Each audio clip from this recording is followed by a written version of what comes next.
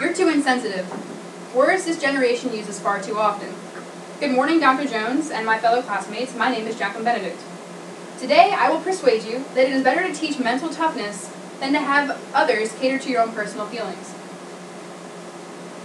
The problem at hand is that today, the younger generation cannot control their own emotions.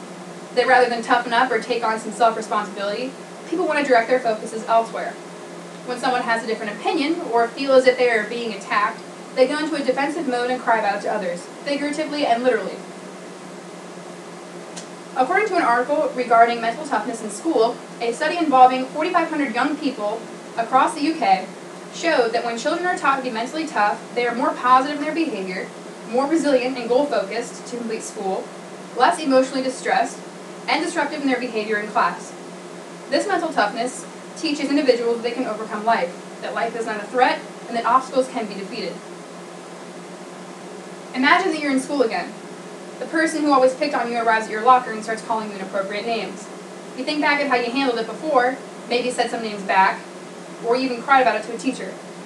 Knowing how bullies work, any of these approaches would only add fuel to the fire. So, this time you decide to ignore the bully, smile, do whatever you have to do at your locker, and just simply walk away and leave him or her in the dust.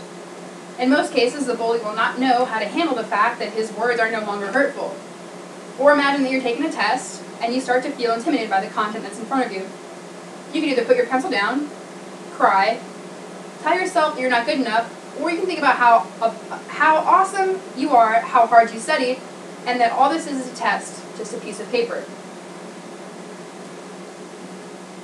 One article refers to mental toughness as some sort of screen for bullying. That within sports or any kind of road to success, it is natural to face good days and bad days. So if a bad day is expected, then why must an individual have to act so tough or be criticized so much if they are simply going through a learning process?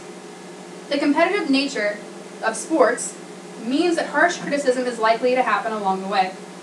But where does one draw the line between criticism and bullying? The answer here could be what you take away from the lesson, or the criticism, or the words. A weak-minded individual may think to themselves, man, I'm just such a failure, I can't seem to get this right. But a mentally tough individual may take a better approach and say, well, today I learned another way that's wrong that will help me get this done in the future. One step closer to success.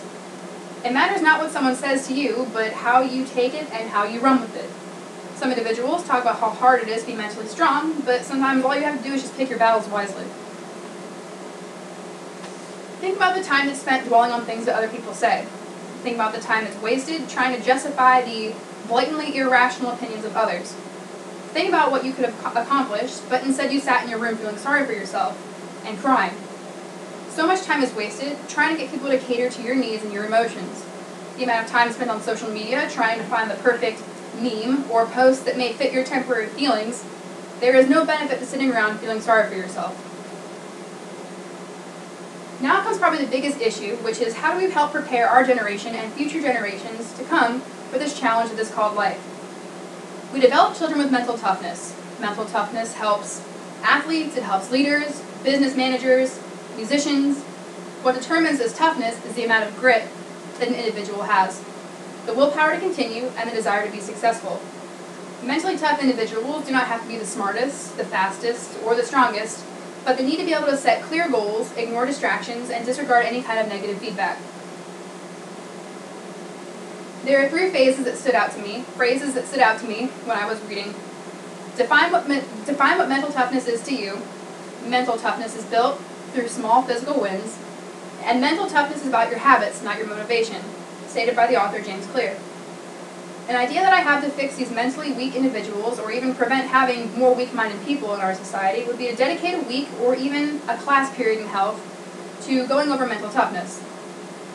Give scenarios to the students and have them work out their problems in a way that does not involve directing their feelings or emotions onto others, or having them lean against an adult for support. The most successful people in life stray away from self-pity. During English classes in high school or college, assign students to pick up books that could help them be successful. A good book to read, for example, regarding this topic is called Developing Mental Toughness by Peter Clough and Doug Strykarczyk. Alright, so how many people here audience have been told something mean about themselves? All right. How many of you have been stressed out by exams? I better see all hands up because it's like finals week. Okay, cool. Yeah, me too. All right. What was the most beneficial response to it? Was it crying? Was it shrugging the issue off? Was it telling yourself that you're awesome and studying? Which one was it? Studying. Food. And eating food, yes. But realizing that you're also awesome. Yeah. Cool. All right. The problem is that people waste their time trying to fix things that can easily just be ignored. Anti-bullying and anti-stress messages are, of course, great to see because that means people care about what you're going through. But why not encourage people to better themselves as well? You're already teaching a bully or a test that they're not welcome, so why don't you build yourself up and be ready to take on what life brings. Life is not a threat, merely just a chance to be successful. Thank you.